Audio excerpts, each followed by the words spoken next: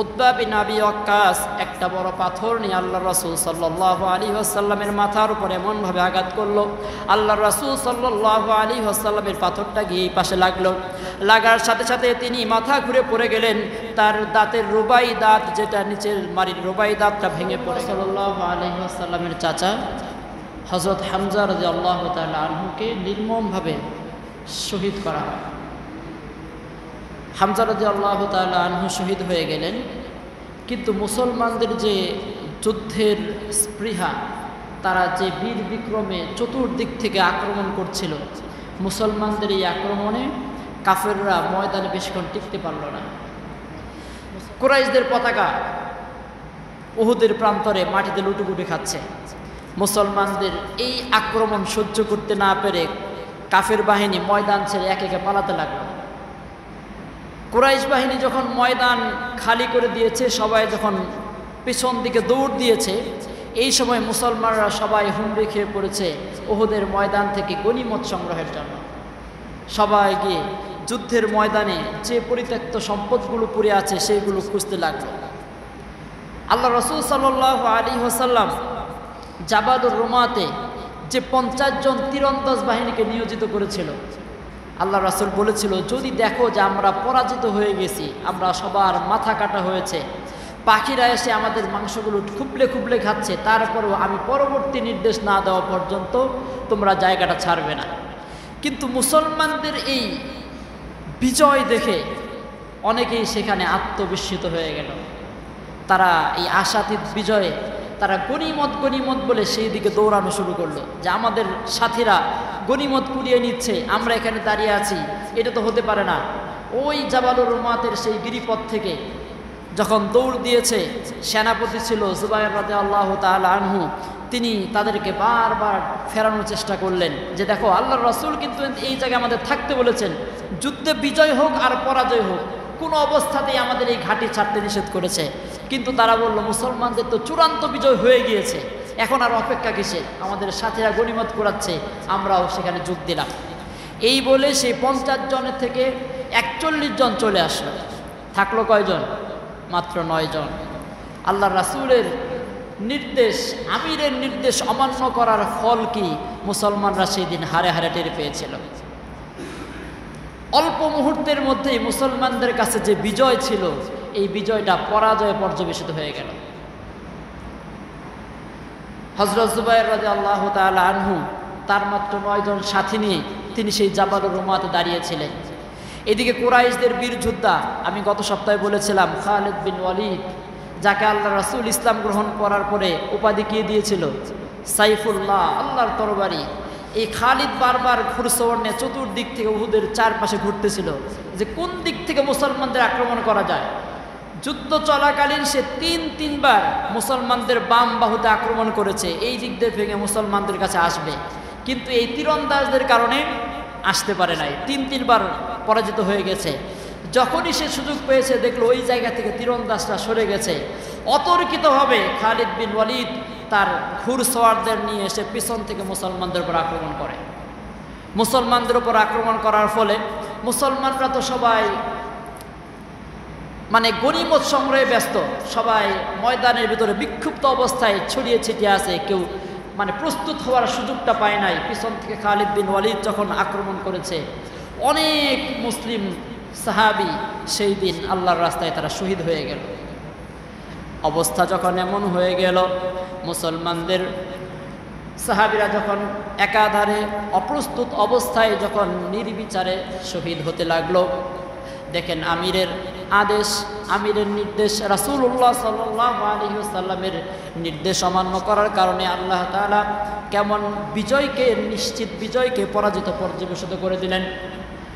সেই সময় আল্লাহ রাসূল সাল্লাল্লাহু আলাইহি ওয়াসাল্লাম পাহাড়ের উপর থেকে নিচে নেমে এসে মুসলমানদের সৈন্যের অবস্থা পর্যবেক্ষণ করছিলেন। রাসূলুল্লাহ সাল্লাল্লাহু আলাইহি ওয়াসাল্লাম তার মাত্র 9 জন সাথীদেরকে নিয়ে যখন নিচে ছিলেন, খালিদ বিন ওয়ালিদ এবং কুরাইশ সৈন্যরা রাসূলুল্লাহ সাল্লাল্লাহু আলাইহি ওয়াসাল্লামকে চিনতে পারে নাই। তারা যুদ্ধের ময়দানে গিয়ে মুসলমানদেরকে যখন নির্বিচারে হত্যা করতে আরম্ভ করলো, আল্লাহর রাসূল সাল্লাল্লাহু আলাইহি ওয়াসাল্লামকে যখন তারা হন্যে খুঁজতেছিল, কোথায় মুহাম্মদ, কোথায় মুহাম্মদ, রাসূলুল্লাহ সাল্লাল্লাহু আলাইহি ওয়াসাল্লাম এই অবস্থা দেখে, তার কাছে দুইটা পথ ছিল। একটা, তার কাছে যে 9 জন সাথী আছে তাদেরকে নিয়ে এসে পিছন দিকে হটে যাওয়া, নিরাপদ স্থানে গিয়ে নিজেকে নিরাপদ মনে করে যুদ্ধের ময়দানে যে সমস্ত মুসলিম সাহাবীরা আছে তাদেরকে ভাগ্যের উপর ছেড়ে দেওয়া, তারা যুদ্ধ করে বাঁচতে পারলে বাঁচুক, না হলে শহীদ হয়ে যাক। 2 নাম্বার পথ ছিল, আল্লাহ রাসূল সাল্লাল্লাহু আলাইহি ওয়াসাল্লাম সাহাবীদেরকে ডাক দিবেন, ডাক দিয়ে বলবেন যে হে মুসলমানরা সবাই আমার দিকে আসো, আমি জায়গায় আছি। তাদেরকে যে কয়জনই আসতে পারে তাদেরকে সাথে নিয়ে একটা প্রতিরোধ গড়ে তুলে কাফেরদের বেষ্টনী ভেঙে পাহাড়ের উপরে মুসলমানদের ঘাঁটিতে পৌঁছে যাওয়া। আল্লাহ রাসূল সাল্লাল্লাহু আলাইহি ওয়াসাল্লাম সেই দিন স্বার্থপরতার পরিচয় দেয় নাই। তিনি নিজের জীবনকে বিপন্ন করে জানেন যে কাফেরদের প্রাণের শত্রু হচ্ছে আমাকেই সবাই খুঁজছে। তারপরেও আল্লাহ রাসূল সাল্লাল্লাহু আলাইহি ওয়াসাল্লাম নিজেকে নিরাপদে না সরাইয়া তিনি ওই জায়গায় থেকেই দ্বিতীয় পন্থাটা তিনি বেছে নেন। তিনি সাহাবীদেরকে উচ্চস্বরে ডাক দেন, হালুম্মু ইলাইয়া, হে আমার সাহাবীরা আমার দিকে আসো, আমার দিকে আসো, আনা রাসূলুল্লাহ, আমি আল্লাহর রাসূল, এই দিকে আসো, এই দিকে আসো। যুদ্ধের ময়দানে আল্লাহ রাসূল জানতেন আমার এই কথাটা মুসলিম সেনাবাহিনীর কানে যাওয়ার আগেই খালিদ বিন ওয়ালিদ আর তার সাথীরা শুনে ফেলবে, কারণ তারা ছিল 2 জনের মাঝখানে। আল্লাহ রাসূল এই জানা সত্ত্বেও তিনি যখন সাহাবীদেরকে এই কথা বলে ডাক দিলেন, হালুম্মু ইলাইয়া না রাসূলুল্লাহ, সঙ্গে সঙ্গে প্রথম এই শব্দটা খালিদ বিন ওয়ালিদের কানে চলে গেল। কাফেররা তখন মুসলিমদের থেকে মুখ ফিরাইয়া আল্লাহর রাসূল সাল্লাল্লাহু আলাইহি ওয়াসাল্লামের দিকে অগ্রসর হলো। তারপর এমন আক্রমণ শুরু করলো, আল্লাহর রাসূল সাল্লাল্লাহু আলাইহি ওয়াসাল্লাম যে 9 জন সাহাবীদেরকে সাথে নিয়েছিলেন, একে একে 7 জন সাহাবী নিজেদের জীবনকে বিলায়া দিয়ে আল্লাহর রাসূলকে প্রোটেকশন দিচ্ছেন। প্রত্যেকেই নিজের শরীরকে ঢাল বানায়া কাফেরদের তীর বৃষ্টির মধ্যে নিজেদের পিঠটাকে ঠেকায় দিয়া পিঠের মধ্যে একটার পর একটা তীর যখন আঘাত করছিল, প্রত্যেকে চুল পরিমাণ সেই জায়গা থেকে সরে নাই। আল্লাহ রাসূল সাল্লাল্লাহু আলাইহি ওয়াসাল্লামের একদম কাছে যখন কাফেররা চলে আসলো, উতবা বিন আবি ওয়াক্কাস একটা বড় পাথর নিয়ে আল্লাহ রাসূল সাল্লাল্লাহু আলাইহি ওয়াসাল্লামের মাথার উপর এমনভাবে আঘাত করলো, আল্লাহ রাসূল সাল্লাল্লাহু আলাইহি ওয়াসাল্লামের পাথরটা গিয়ে পাশে লাগলো। লাগার সাথে সাথে তিনি মাথা ঘুরে পড়ে গেলেন, তার দাঁতের রুবাই দাঁত, যেটা নিচের মারির রুবাই দাঁতটা ভেঙে পড়ে গেল, রক্তাক্ত অবস্থায় পড়ে গেল। আল্লাহ রাসূলের নিচের ঠোঁটটা ফেটে ফুলে সেইখান থেকে রক্ত ঝরঝরে পড়া শুরু করলো। আব্দুল্লাহ ইবনে শিহাব যুহরি অগ্রসর হয়ে তরবারি দিয়ে আল্লাহ রাসূলের কপালের ভিতরে এমন জোরে আঘাত করলেন, কপালটা ফেটে চৌচির হয়ে গেল। আল্লাহ রাসূল সাল্লাল্লাহু আলাইহি ওয়াসাল্লাম যখন এমন অবস্থায় মাটিতে পড়ে গিয়েছেন, তখন কুরাইশদের ঘুড়সওয়ার আব্দুল্লাহ ইবনে কামিয়া, এই দুর্ধর্ষ ঘুড়সওয়ার তার তরবারিটা নিয়ে যত শক্তি আছে সজোরে আল্লাহর রাসূলের ঘাড়ের ভিতরে আঘাত করলেন। আল্লাহর রাসূলের আঘাতটা এত মারাত্মকভাবে লেগেছিল, সে বর্ম থাকার কারণে তার ঘাড়টা কেটে যায় নাই, কিন্তু দীর্ঘ 1 মাস পর্যন্ত আল্লাহ রাসূল ঘাড় নাড়াইতে কষ্ট হয়েছে। এই অবস্থা যখন ছিল, এমন সময় সেই আব্দুল্লাহ ইবনে কামিয়া আবার আল্লাহ রাসূলের মুখের ভিতরে যখন এমন জোরে তরবারি দিয়ে আঘাত করছে, তরবারির অগ্রভাগটা আল্লাহ রাসূলের চোখের নিচে এই পাশে গিয়ে একদম শিরস্থানের 2টা কড়া এইখান দিয়ে ঢুকে এই দিক দিয়ে ভিতরে ঢুকে গেল।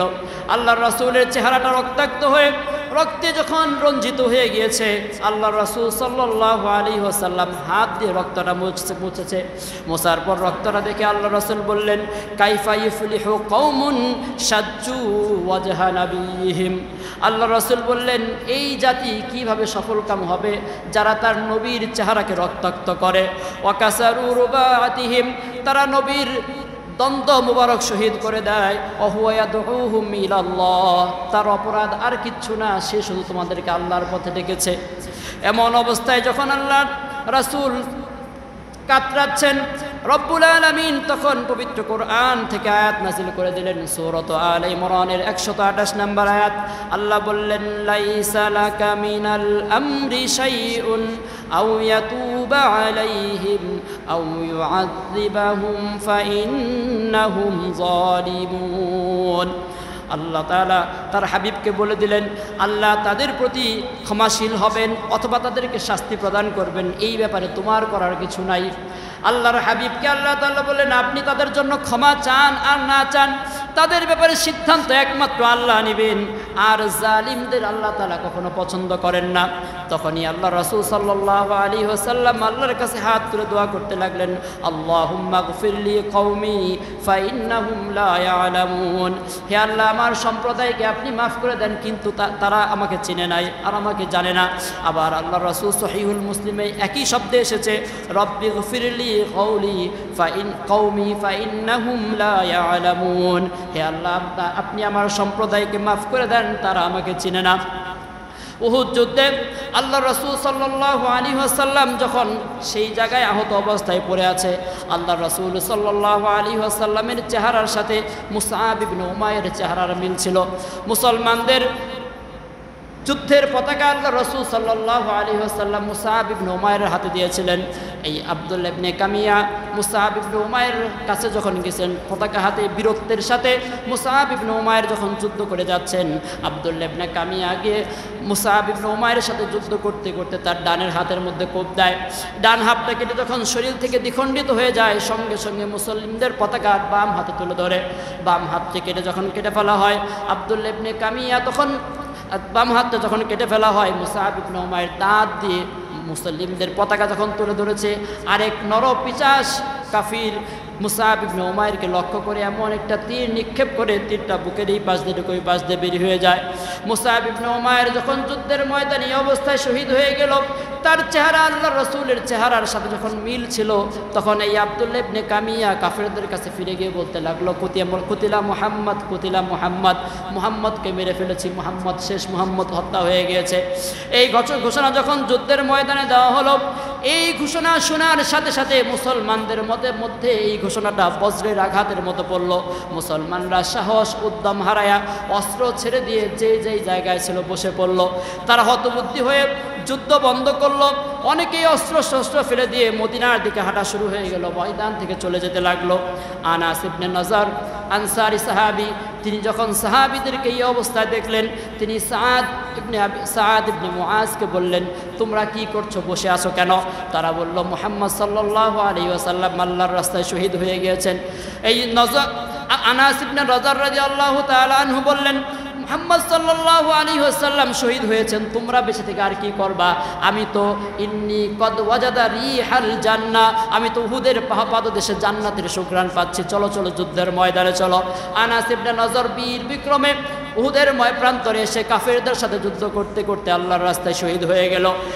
সাবিত ইবনে দাবদাহ রাদিয়াল্লাহু তাআলা আনহুকে যখন বলা হলো আল্লাহ রাসূল সাল্লাল্লাহু আলাইহি ওয়াসাল্লাম শহীদ হয়ে গিয়েছেন, তিনি বললেন, তোমরা জেনে রাখো, আল্লাহর রাসূল যদি শহীদ হয়, আল্লাহ কখনো মরে না। তোমরা আল্লাহর জন্য, দ্বীন ইসলামের জন্য জিহাদে ঝাঁপায়ে পড়ো, দ্বীন ইসলামকে বিজয়ী করো। এই অবস্থায় যখন যুদ্ধ চলতেছিল, অল্প সময়ের মধ্যেই জানা গেল রাসূলুল্লাহ সাল্লাল্লাহু আলাইহি ওয়াসাল্লাম শহীদ হওয়ার খবরটা সম্পূর্ণ মিথ্যা এবং ভিত্তিহীন। এর ফলে মুসলমানরা চতুর্দিকে আবার অগ্রসর হতে লাগলো। তাদের ভিতর নব উদ্দীপনা এবং উদ্যম নিয়ে যারা যখন যুদ্ধের ক্ষেত্রে চলে আসলো, বিশেষ করে হযরত আবু বকর সিদ্দিক রাদিয়াল্লাহু তাআলা আনহু, ওমর ইবনে খাত্তাব রাদিয়াল্লাহু তাআলা আনহু, আলী ইবনে আবি তালিব রাদিয়াল্লাহু তাআলা আনহু, তারা যখন যুদ্ধের ময়দানে আল্লাহর রাসূলকে খোঁজার জন্য পিছন দিকে অগ্রসর হলেন।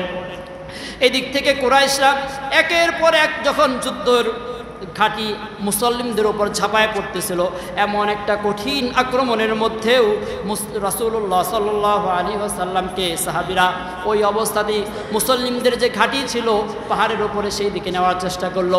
আবু আমির ফাসিক আগে থেকেই মুসলিমদের জন্য কিছু ফাঁদ পেতে রেখেছিল, কিছু কিছু গর্ত করে রেখেছিল।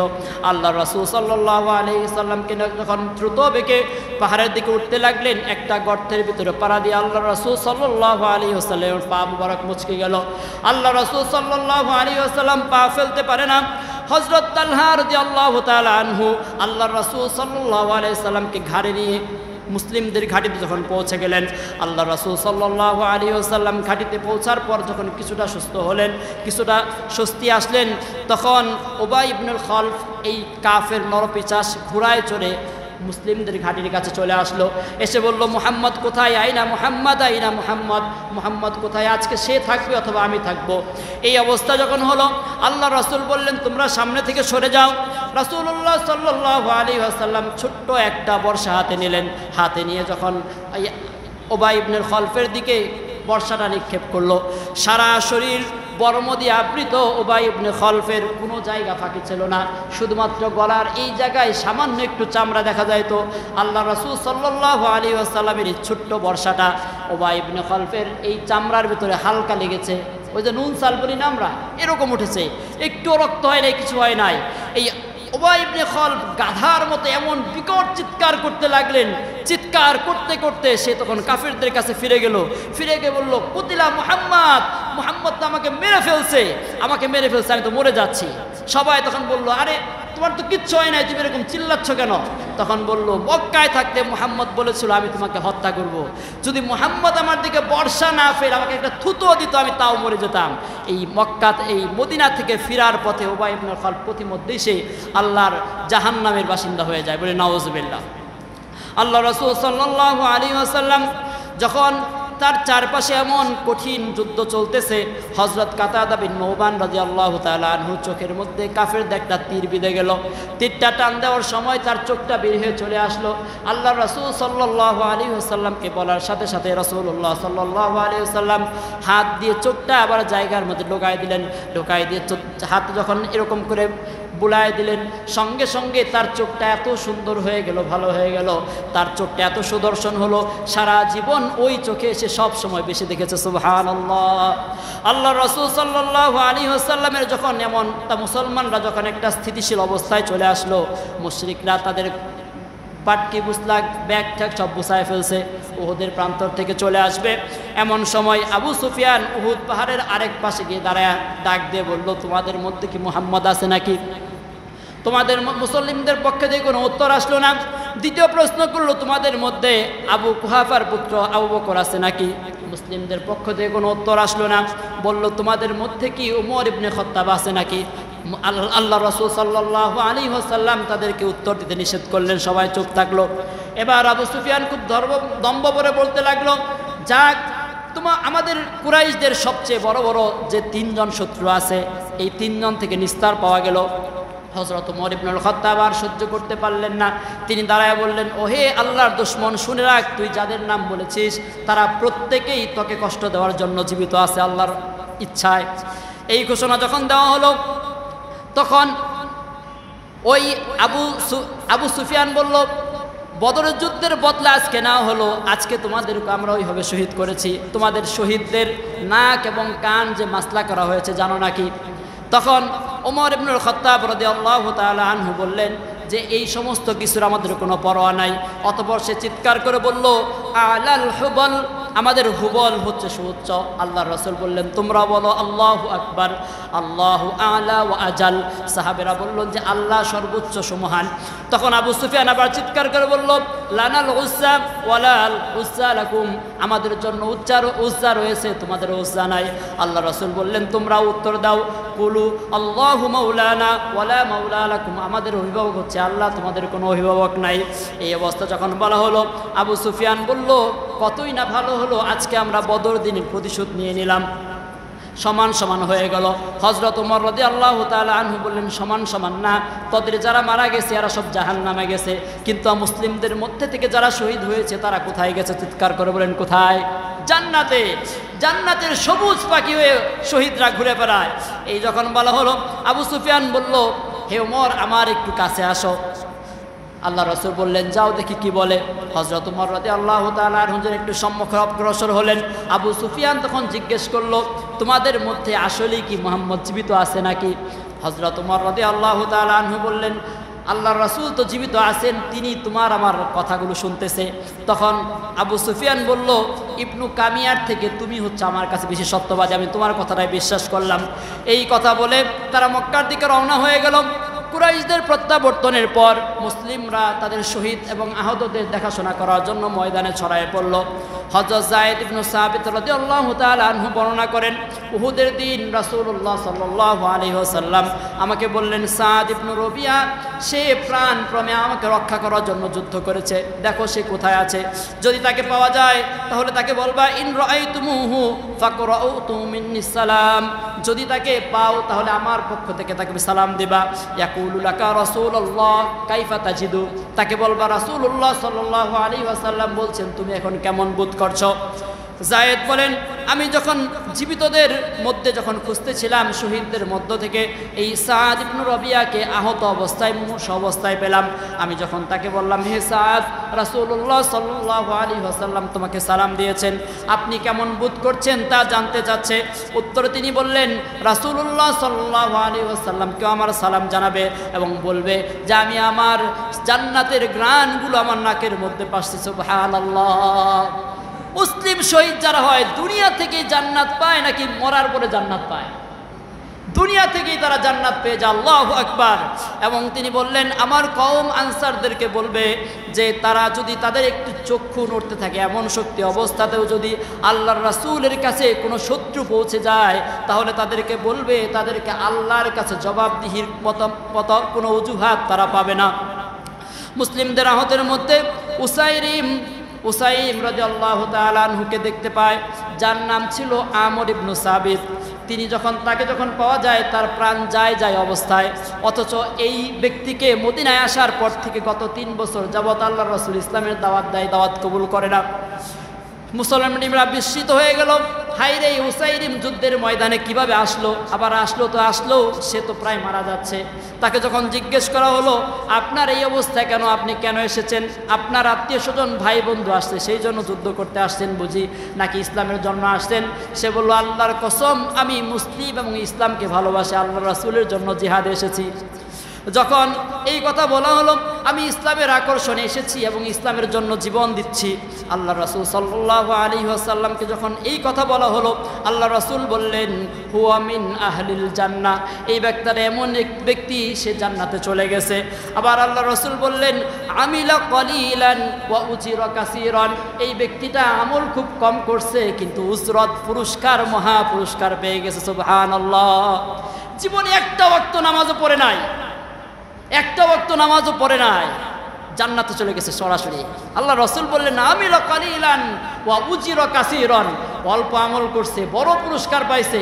সকালবেলা ঈমান আনছে, জোহর নামাজের আগেই শহীদ হয়ে গেছে, এক ওয়াক্ত নামাজও সে পায় নাই, কিন্তু আল্লাহ রাসূলের ভালোবাসা ইসলামকে সমুচ্চ মর্যাদা দেওয়ার জন্য দ্বীন ইসলামের লড়াই করে নিজের জীবনটা শহীদের খাতায় নামটা লিখে দিচ্ছে, জান্নাতে চলে গেছে। সুবহানাল্লাহ। আল্লাহ রাসূল সাল্লাল্লাহু আলাইহি ওয়াসাল্লাম যখন এই সাহাবীদেরকে খুঁজতেছিলেন, কুসমান নামে এক ব্যক্তি ছিল মদিনার আনসার গোত্রের, এই কুসমানকে পাওয়া গেল। কুসমান তখন যায় অবস্থায়, খুব মুমূর্ষু অবস্থায়, তাকে যখন বনু জফরের মহল্লায় নিয়ে গেল তাকে সেবা শুশ্রূষা করা হলো। এই সেবা শুশ্রূষার পর তাকে জিজ্ঞেস করা হলো আপনি কেন জিহাদের ময়দানে এসেছেন, আপনি তো ইসলাম কবুল করেন নাই। সে বলল আমি তো অন্য কোনো কারণে যাই নাই, আমার গোত্রের লোক, আমার ভাই বেরাদার, আমার আত্মীয় স্বজনরা জিহাদে গেছে, তারা পরাজিত হচ্ছে, এটা আমার সহ্য হয় নাই, সেই জন্য আমি আল্লাহর কসম কোনো ইসলামের আকর্ষণে না, মুসলমানদের জন্য না, আমি আমার বংশের গৌরব রক্ষার জন্য যুদ্ধের ময়দানে গেছি। আল্লাহ রাসূল সাল্লাল্লাহু আলাইহি ওয়াসাল্লামকে যখন এই ঘটনা বলা হলো রাসূলুল্লাহ সাল্লাল্লাহু আলাইহি ওয়াসাল্লাম বললেন ইন্নাহু মিন আহলিন নার, সে হচ্ছে জাহান্নামের অধিবাসী, কারণ সে আল্লাহর রাস্তায় মুসলমানদের সাথে যুদ্ধ করে নিজের জীবন দিছে, কিন্তু কি ঠিক নাই, ঈমান ঠিক নাই, ঠিকানা কোথায়? জাহান্নাম। আল্লাহ রাসূল সাল্লাল্লাহু আলাইহি ওয়াসাল্লাম নিজেও যখন শহীদদেরকে পরিদর্শন করছিলেন তিনি বললেন আনা শাহীদুন আলা হাউলাই, আমি এই সমস্ত শহীদ ব্যক্তিদের ক্ষেত্রে আল্লাহর কাছে সাক্ষ্য দেব। ইন্নাহু মা মিন হারিজিন ইজরাজু ফিল্লাহি ইল্লা ওয়াল্লাহি বাসাহুল্লাহু ইয়াউমাল কিয়ামা, এই সমস্ত শহীদ যারা আল্লাহর রাস্তায় শহীদ হয়ে গেল তারা কিয়ামতের দিন আল্লাহর কাছে এমন অবস্থায় আসবে ইয়াউমাল কিয়ামাতি দামইল লাউনু, তাদের শরীর থেকে যেই জায়গা থেকে রক্তগুলো ছড়তেছিল এই অবস্থায়, রক্ত ছাড়া অবস্থায় আল্লাহর দরবারে তারা উপস্থিত হবে। আল্লাউনু কালাউনুল দাম, তাদের সেই রক্তটা রক্তের রঙের মতোই হবে। ওয়ার রিহু রিহিল মিস্ক, কিন্তু এই রঙের গন্ধটা, তার সুবাসটা মিশকা আম্বরের চেয়েও সুঘ্রাণ হয়ে যাবে। সুবহানাল্লাহ। আল্লাহ রাসূল বললেন আমি তাদের কাছে সাক্ষ্য দিব আল্লাহর কাছে রাসূলুল্লাহ সাল্লাল্লাহু আলাইহি ওয়াসাল্লাম বললেন, এই শহীদদেরকে তোমরা একত্রিত করো, একত্রিত করে সবাইকে দাফন করো। যে যেই জায়গায় মারা গেছে ওই জায়গায় তাদেরকে দাফন করো। যে কাপড় অবস্থায় পরিহিত অবস্থায় ছিল, যে বর্ম পরিহিত অবস্থায় ছিল, রক্তাক্ত অবস্থায় তাদেরকে গোসল দিও না, ওই অবস্থায় দাফন করো। মুসলমানদেরকে যখন এইভাবে দাফন করা হলো, এক এক কবরে 2-3 জন করে একসাথে দাফন করা হলো। আল্লাহ রাসূল জিজ্ঞেস করতেন, এইখানের মধ্যে আইয়ুহুম আকসারু আখযুল কোরআন, এই 3 জনের মধ্যে সবচেয়ে কোরআন কার মুখস্থ ছিল বেশি? সাহাবায়ে কেরাম বলতেন, এর কোরআন বেশি মুখস্থ ছিল। আল্লাহ রাসূল বলতেন, তাকে উপরে সহ বাকি 2 জনের নিচে দাও। এইভাবে 2 জন 3 জন করে যখন দাফন করা হলো, আল্লাহ রাসূল বললেন, আনা শাহীদুন আলা হাউলাই ইয়াউমিল কিয়ামা, আমি এই সমস্ত ব্যক্তিদের ব্যাপারে আল্লাহর কাছে কিয়ামতের দিন নিজে সাক্ষ্য দিব। হযরত হানজালা রাদিয়াল্লাহু তাআলা আনহু, তার লাশ খুঁজে পাওয়া যাচ্ছে না। চতুর্দিক খুঁজতে খুঁজতে হানজালার লাশটাকে পাওয়া গেল। হানজালার লাশটা জমিন থেকে শূন্যের উপর ভাসমান ছিল। সুবহানাল্লাহ। তার শরীর থেকে টপ টপ করে পানিগুলো পড়তেছে। আল্লাহ রাসূল সাল্লাল্লাহু আলাইহি ওয়াসাল্লাম বললেন, সাহাবায়ে কেরাম, আমার হানজালাকে ফেরেশতারা গোসল দিচ্ছে। সুবহানাল্লাহ। এই হানজালা কে ছিল জানেন? এই হানজালা হচ্ছে ওই যে উহুদ যুদ্ধের শুরুতে আবু আমের ফাসিক, যে ব্যক্তি মুসলমানদের বিপক্ষে গিয়া মদিনা থেকে মক্কায় গিয়া কাফেরদের হয়ে যুদ্ধ করেছিল, ইহুদিদের সর্দার, এই আবু আমের ফাসিকের পুত্র। বাবা ছেলে 2 পক্ষে। হযরত হানজালা রাদিয়াল্লাহু তাআলা আনহু নববিবাহিত ছিলেন। উহুদ যুদ্ধের যখন শুরু হয়ে যায়, মাত্র বিয়ে করেছে, তাকে নিয়ে আসে নাই, স্ত্রীর কাছে ছিলেন। যুদ্ধের দামামা যখন বেজে উঠল, স্ত্রীর কাছ থেকে বিদায় নিয়ে গোসল করার সময়টা পর্যন্ত পায় নাই। হানজালা বীর বিক্রমে উহুদের ময়দানে এসে ঝাঁপিয়ে পড়ে। যুদ্ধ করতে করতে যুবক মানুষ সব একটার পর একটা কাফেরদের সারিকে উলট পালট করতে করতে কাফেরদের সেনাপতি আবু সুফিয়ান পর্যন্ত চলে গিয়েছে। আবু সুফিয়ানকে উপর তরবারি তুলেছে, মারবে। এমন সময় সাদ্দাদ বিন আউস আবু সুফিয়ানের পাশে ছিল। তিনি এমনভাবে এই হানজালাকে আঘাত করে সঙ্গে সঙ্গে আল্লাহর রাস্তায় শহীদ হয়ে যায়। যুদ্ধ শেষে হানজালা নাপাক অবস্থায় ছিল। শহীদদের তো গোসল দেওয়া হয় না, কিন্তু এই হানজালার লাশ খুঁজে পাওয়া যাচ্ছে না। তার স্ত্রীকে যখন জিজ্ঞেস করা হলো কারণ কি, তাকে ফেরেশতারা কেন গোসল করাইলো, আমরা তো শহীদদের গোসল করাই না। তার স্ত্রী বলল, যুদ্ধের দামামা যখন মদিনা থেকে শুনতে পেয়েছে গোসল করার টাইম পাই নাই আল্লাহর বান্দা, সঙ্গে সঙ্গে ঢাল তলোয়ার নিয়ে ঘোড়ার পিঠে চলে ময়দানের দিকে ঝাঁপিয়ে পড়েছে। আল্লাহ রাসূল সাল্লাল্লাহু আলাইহি ওয়াসাল্লাম বললেন, হানজালা তো শুধু হানজালা না, গাসিলুল মালাইকা। তাকে বললেন, তাকে ফেরেশতা কর্তৃক গোসলকৃত সাহাবী আমার। সুবহানাল্লাহ। আল্লাহ রাসূল সাল্লাল্লাহু আলাইহি ওয়াসাল্লামের চাচা হামজার লাশটা যখন রাসূলুল্লাহ সাল্লাল্লাহু আলাইহি ওয়াসাল্লামের কাছে এসেছে, আল্লাহ রাসূল সেই দিন এত পরিমাণ ক্রন্দন করেছে। সাহাবায়ে কেরাম বলেন, হামজার দাফনের সময়, জানাজার সময় আল্লাহ রাসূল সাল্লাল্লাহু আলাইহি ওয়াসাল্লাম এত কান্না করেছেন, তার কান্নাটা আমরা পিছন থেকে শুনতে পেরেছিলাম। শিশুর মতো হু হু করে আল্লাহ রাসূল কাঁদতেছিলেন। আল্লাহ রাসূল সাল্লাল্লাহু আলাইহি ওয়াসাল্লাম হামজাকে দাফন করবেন। হামজা খুব শক্তিশালী, খুব সামর্থ্যবান বীর পুরুষ ছিলেন, উঁচা লম্বা ছিলেন। তাকে একটা কালো কাপড়, সোনালি পাড় বিশিষ্ট একটা চাদর ছাড়া আর কিছু পাওয়া যায় নাই। এই চাদরটা মাথার দিকে ডাকলে পা আলগা হয়ে যায়, পায়ের দিকে ডাকলে মাথাটা বেরিয়ে হয়ে যায়। আল্লাহ রাসূল বললেন, মাথাটা ঢেকে দাও, পায়ের দিক থেকে ইকজিস যে গাছটা আছে এই গাছটা দাফন করে দাও।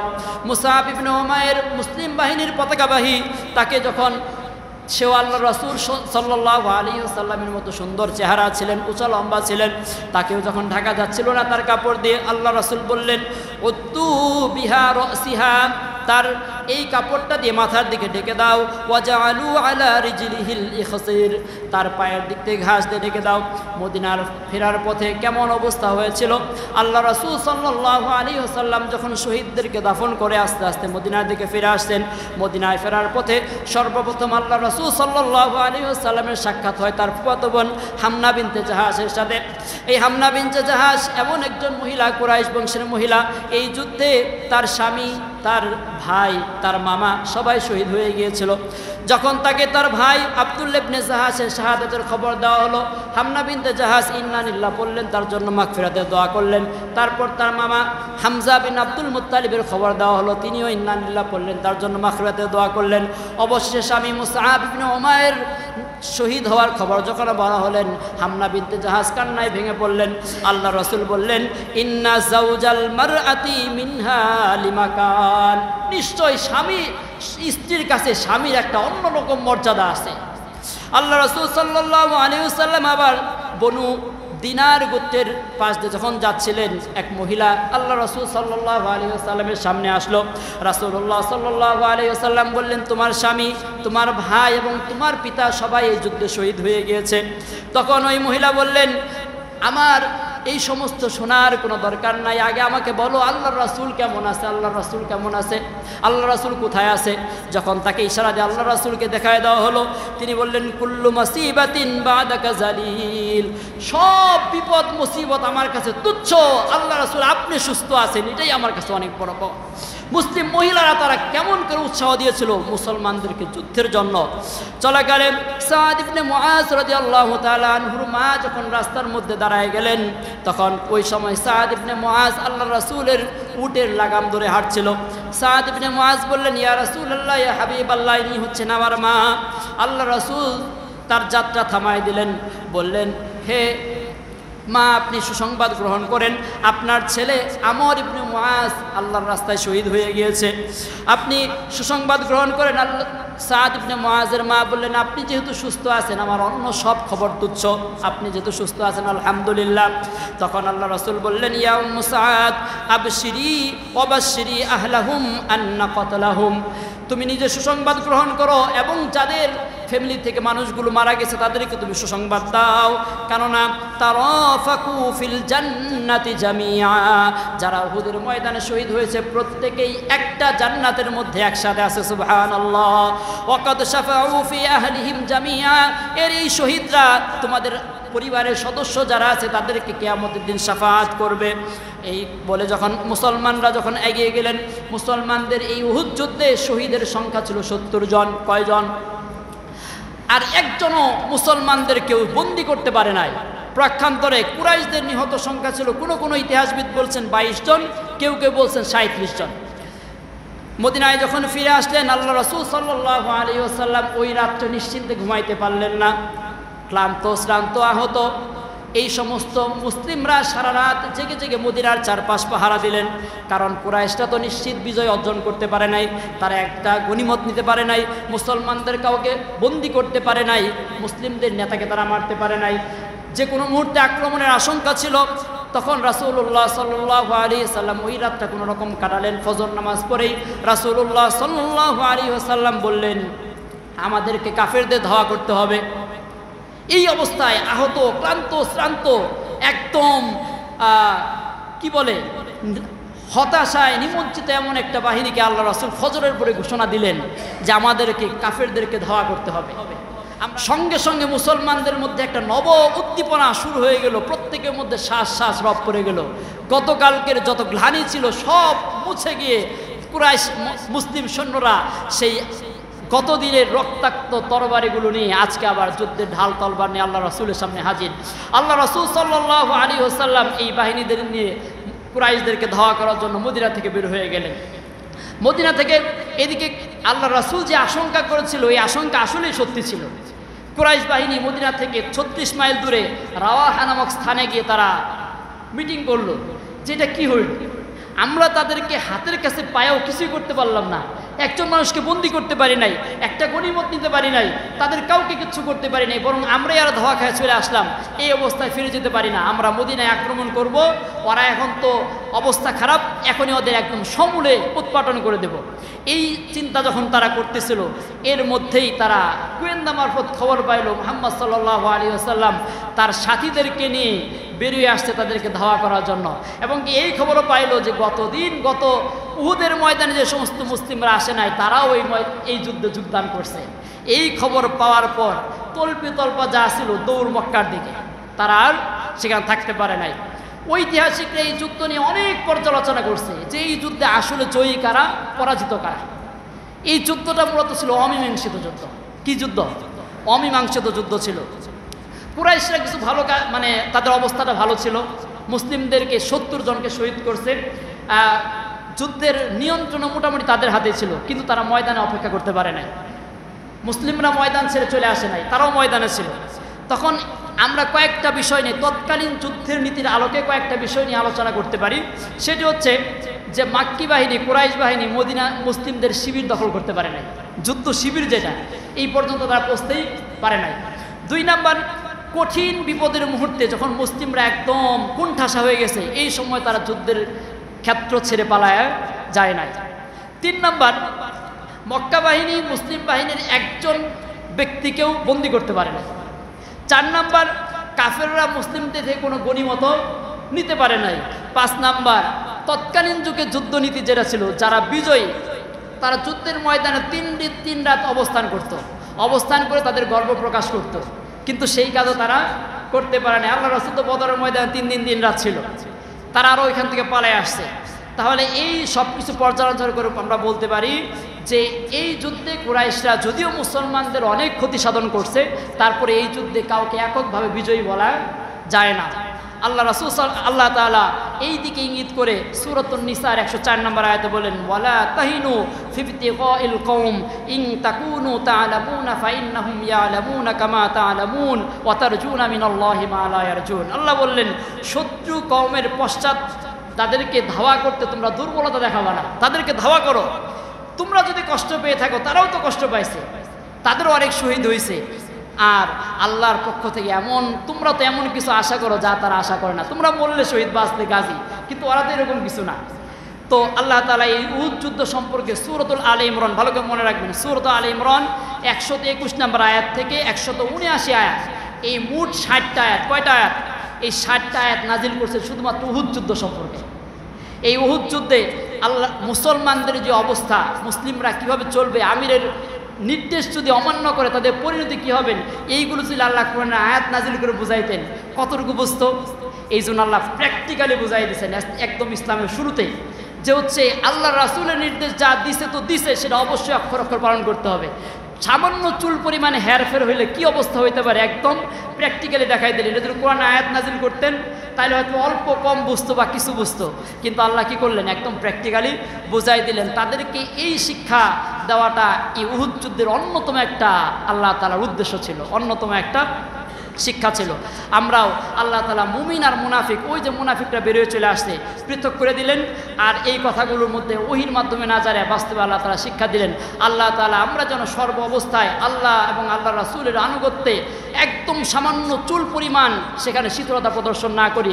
আল্লাহ তাআলা বলেন, ইয়া আইয়ুহাল্লাযীনা আমানু দুখুলু ফিস-সিলমি কাফা, হে ঈমানদারগণ তোমরা পরিপূর্ণরূপে ইসলামে প্রবেশ করো। সামান্য অল্প বিস্তর এই সেই করে লাভ নাই, কিছু মানলাম না, এটা না। আমার ব্যক্তি জীবনে মানলাম, আমি সামাজিক জীবনে মানলাম না, আমার সামাজিক জীবনে মানলাম, রাষ্ট্রীয় জীবনে মানলাম না, আন্তর্জাতিক জীবনে মানলাম না, কোনো অবস্থায় মানলাম না, আপনি পরিপূর্ণ মুমিন হইতে পারবেন না। আপনার পরিপূর্ণ মুমিন হইতে গেলে আপনার ব্যক্তি, পরিবার, সমাজ, রাষ্ট্র সর্ব অবস্থায় ইসলামকে মানতে হবে, সর্ব অবস্থায় ইসলামকে সবার উপরে রাখতে হবে। এটা যদি আমরা রাখতে পারি তাহলে আমরা পরিপূর্ণ মুমিন হতে পারবো, তাহলে আমরা ইসলামের বিজয় দেখতে পারবো।